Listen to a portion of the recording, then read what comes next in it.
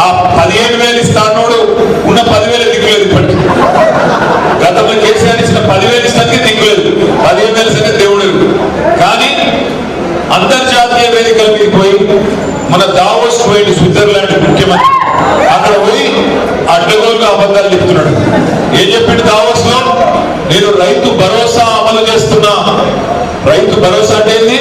10,000 17,000 ఇచ్చుడు. ఇస్తున్నా 15,000 పరిగిస్తున్నా.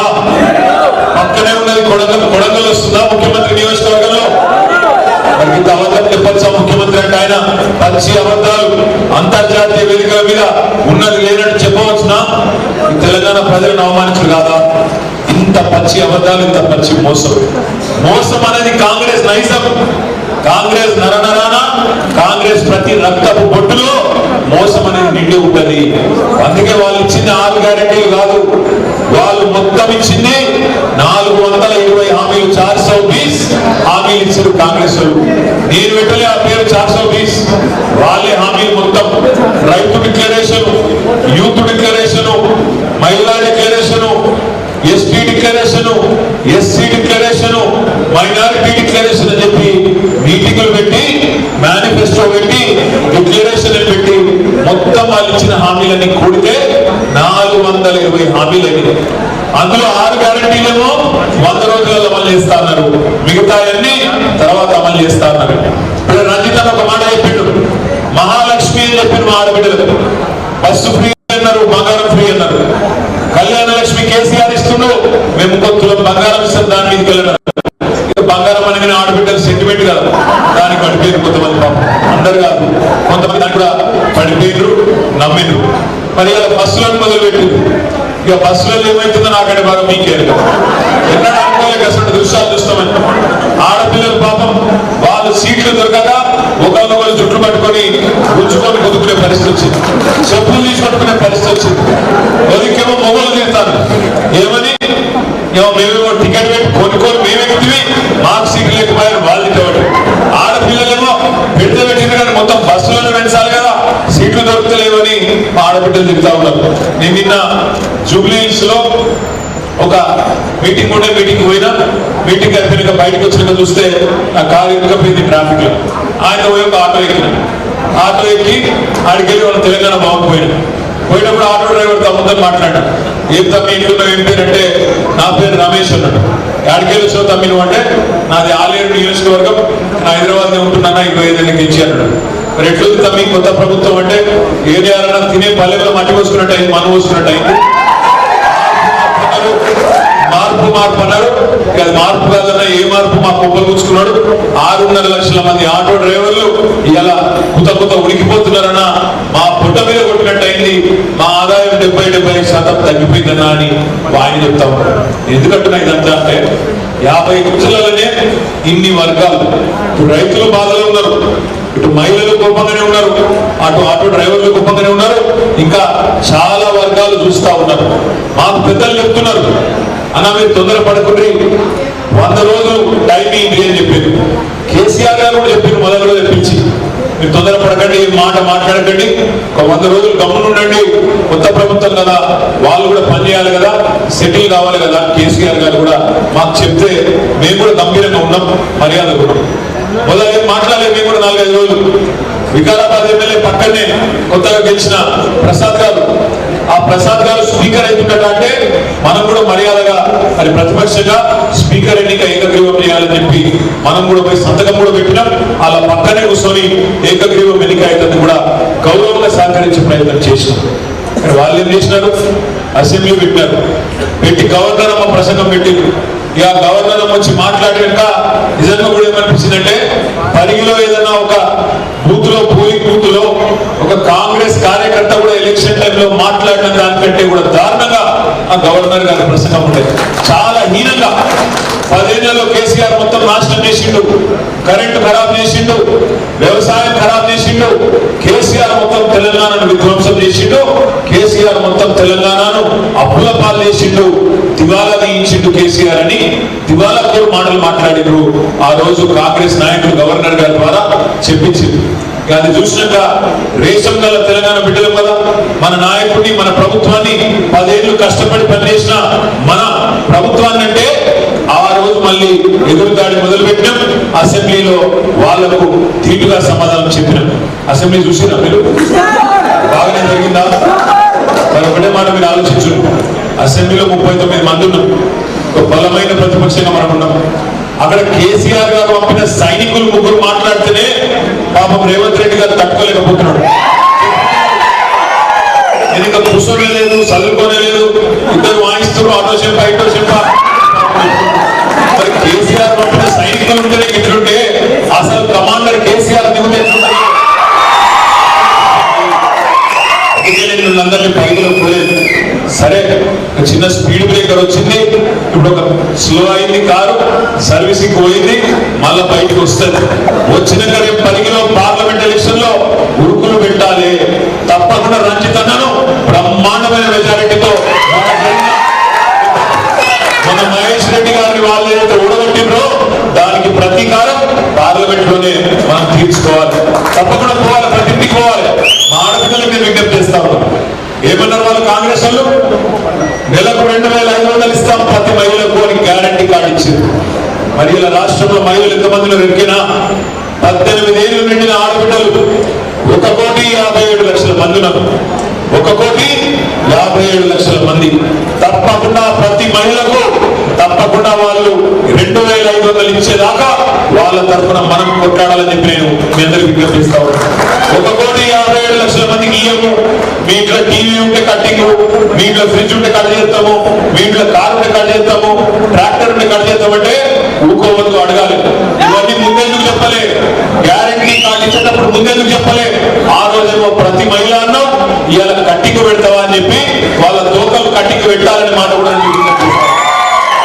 ఇలా సిగ్గు లేకుండా రైతు బంధు పడతలేదు అని రైతులు బాధపడుతుంటే నిన్న ముఖ్యమంత్రి గారు ఆయన కేబినెట్ సదస్సులు కొంతమంది పోయి కాంట్రాక్టర్ల మీటింగ్ పెట్టింది.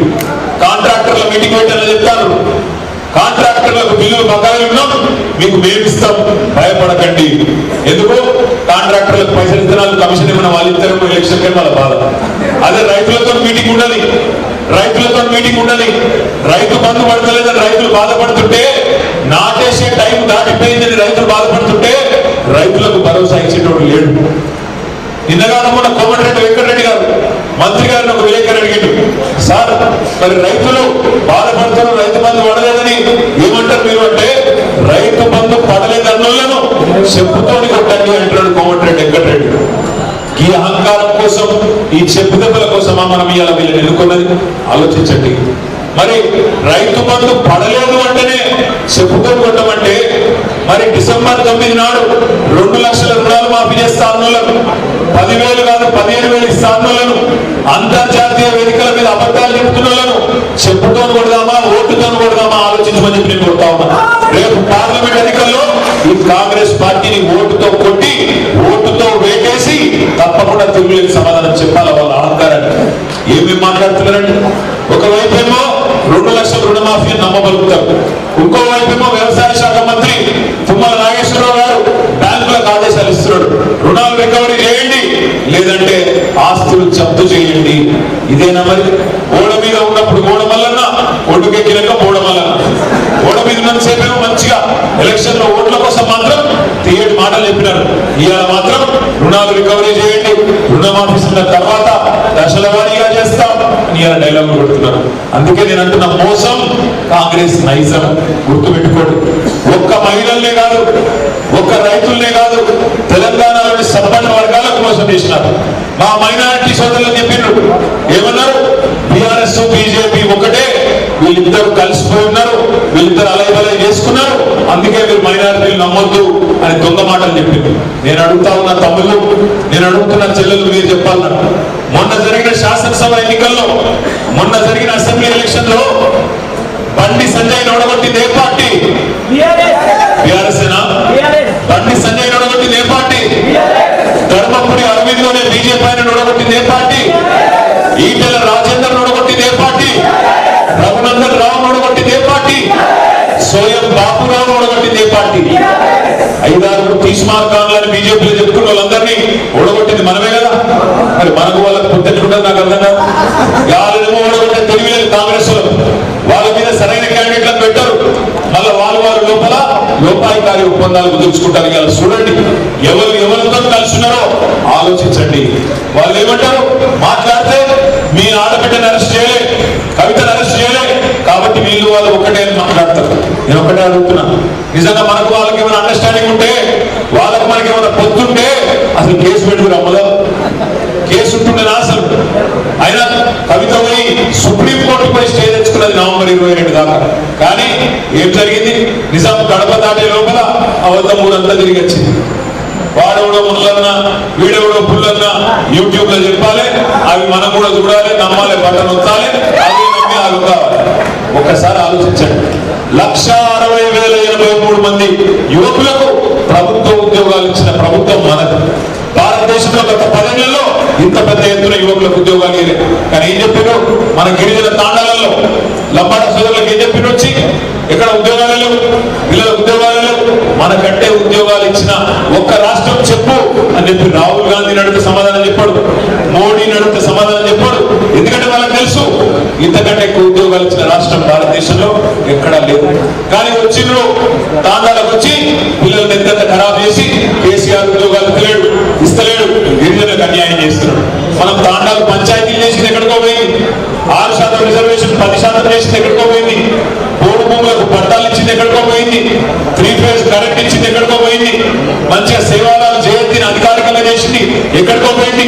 ఇవన్నీ ఎక్కడికో పోయి ఇలాంటి పచ్చి అబద్ధాలు వాడెవడో యూట్యూబ్ వెదవ చెప్తే ఆ దాన్ని పట్టుకొని ఇవాళ మొత్తం ఆగమాగం చేసే పరిస్థితి. ఇంకొక మాట మీరు చూడండి, ఇదే కాంగ్రెస్ పార్టీ ఎలక్షన్లకు ముంగట ఏమన్నది? అదానీ దొంగ, అదానీ దుర్మార్గుడు, అదానీ అవినీతి పరుడు, అదానీ ప్రధాని వేరు కాదు, డబుల్ ఇంజన్ అంటేనే అదానీ ప్రధాని అని చెప్పి రేవంత్ రెడ్డి మాట్లాడాడు. అదేవిధంగా రాహుల్ గాంధీ మాట్లాడాడు. ఇక్కడ రాహుల్ గాంధీ ఏమో అదానీ చెప్తాడు, అక్కడ రేవంత్ రెడ్డి ఏమో స్విట్జర్లాండ్ పోయి అక్కడ చలి బాగుందని చెప్పి అదానీ గట్టిగా కౌలించుకొని 12,000 కోట్ల ఒప్పందం కుదుర్చుకున్నా అని సిగ్గు లేకుండా ఇలా ఒక్కోవైపు వాళ్ళ నాటకాలు. ఎవరితో కలిసి ఉన్నారు? అదానీ దొంగనా దొంగ కాదా చెప్పుని పట్టి రాహుల్ గాంధీ దొంగ అంటాడు, రేవంత్ రెడ్డి పోయి ఆయనతో అలాగే బలై చేసుకుంటాడు. ఎవరితో మ్యాచ్ ఫిక్సింగ్ చేసుకున్నారు? కాంగ్రెస్ బీజేపీ మంచి కనబడతలేదా మనకు అండర్స్టాండింగ్?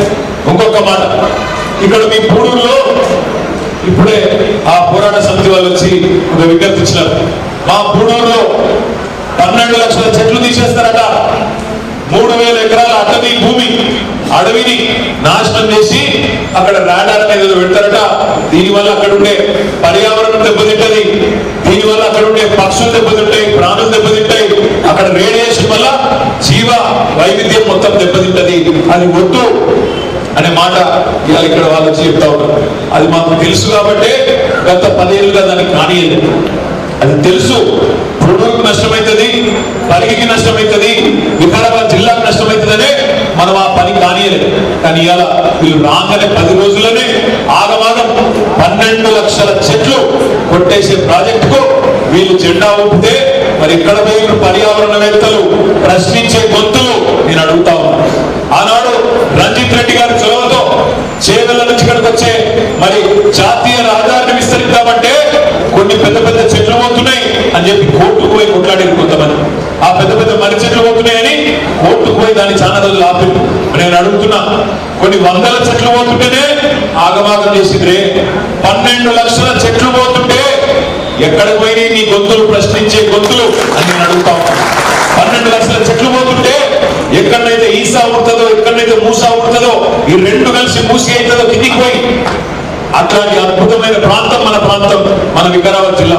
మన వికారాబాద్లోనే మూసి ఇటుకెళ్ళి బయలుదేరుతుంది.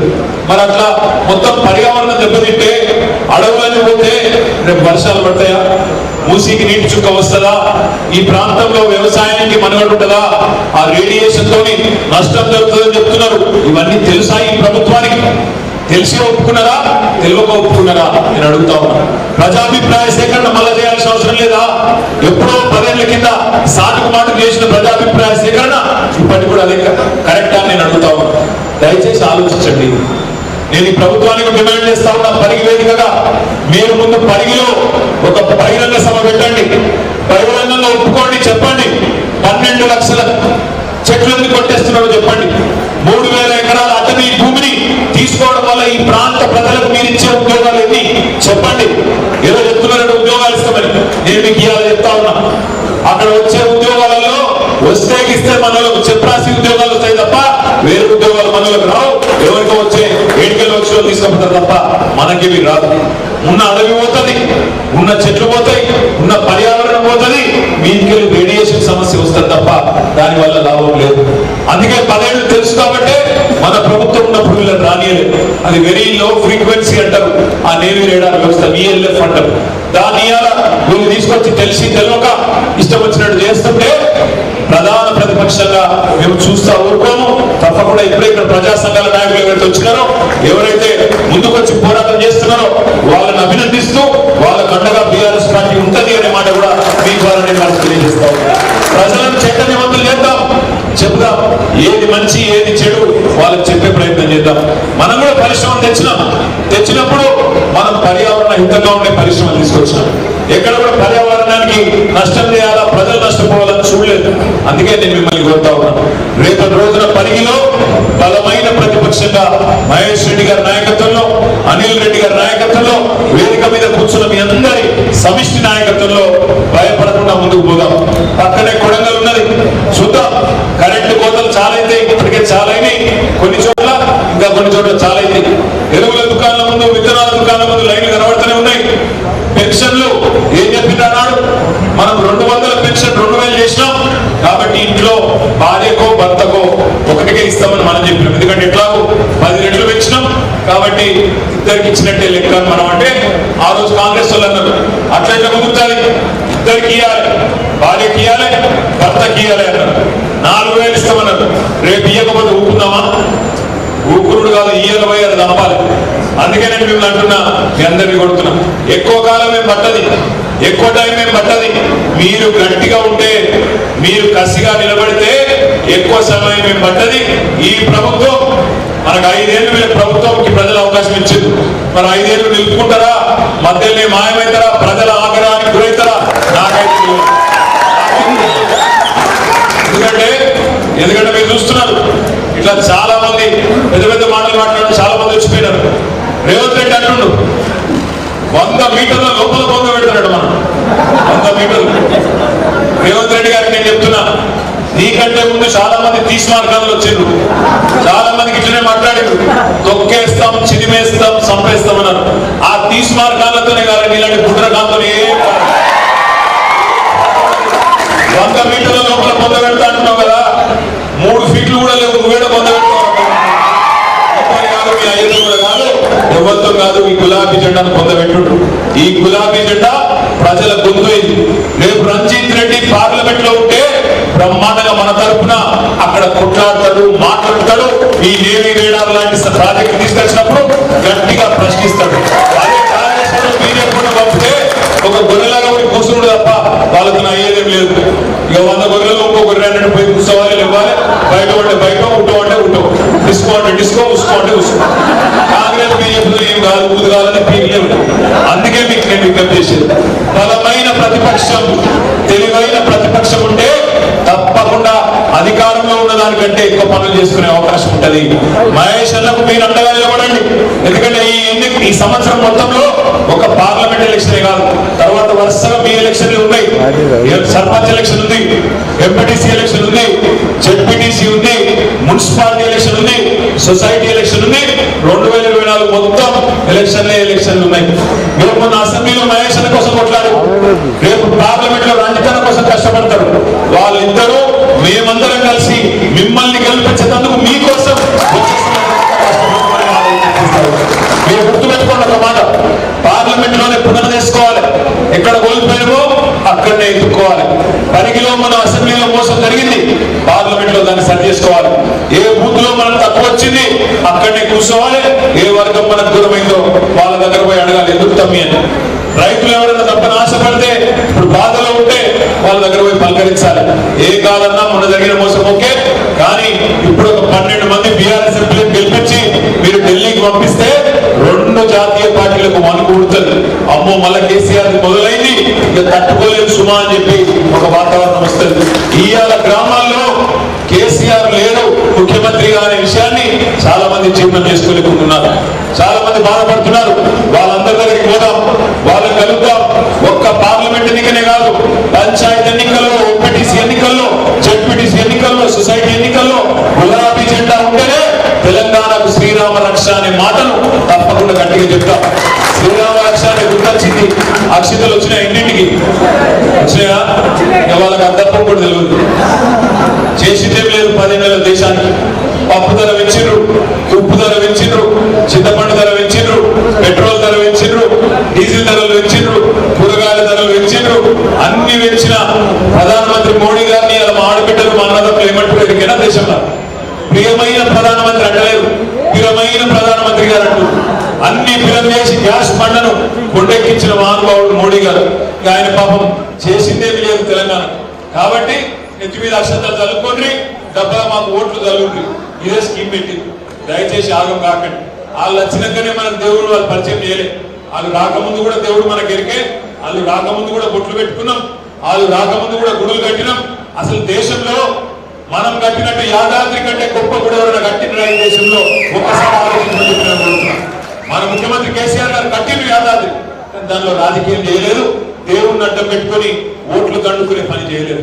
అందుకే నేను మిమ్మల్ని ఆలోచించమని అడిగేది. బీజేపీ వాళ్లకు రామ మందిరము, రాముడి పేరు చెప్పి ఓట్లు దండుకోవడం తప్ప వేరేదేమి తెలియదు. ఎందుకు ఓటేయాలి మీకు అంటే సమాధానం లేదు. బీజేపీ ఓడేమో నేవి రాడాను పంపుతా అంటాడు, కాంగ్రెస్ ఓడేమో రా రా రా అని ఎర్రతివాచి పరుస్తాడు. వీళ్ళిద్దరిని అందుకే ఓటుతోని పూడూరు మండలం మీ పరిగిలోనే ఓటు పొడవాలి, మాకు వద్దు అనే మాట గట్టిగా చెప్పాలి. ఈ ఇద్దరు జాతీయ పార్టీలకు చెక్ పెట్టాలి అంటే మన గడ్డం రంజిత్ రెడ్డి గారిని పెద్ద మెజారిటీతో గెలిపించాలని కోరుతూ బూత్ల వారీగా ఏ బూత్ కా బూత్ లో దయచేసి మొత్తం పార్లమెంట్ పరిధిలో 2895 పోలింగ్ బూత్లు ఉన్నాయి. ఇక్కడ ఉండే మా తమ్ముళ్ళు చాలా మంది యువకులు అప్పటి నుంచి చూస్తున్నారు, నేను సెల్ ఫోన్లలో షూటింగ్ చేస్తా ఉన్నాను. మమ్మల్ని షూటింగ్ చేసుడు కాదు, గ్రామాలలో రైతుల కష్టాలు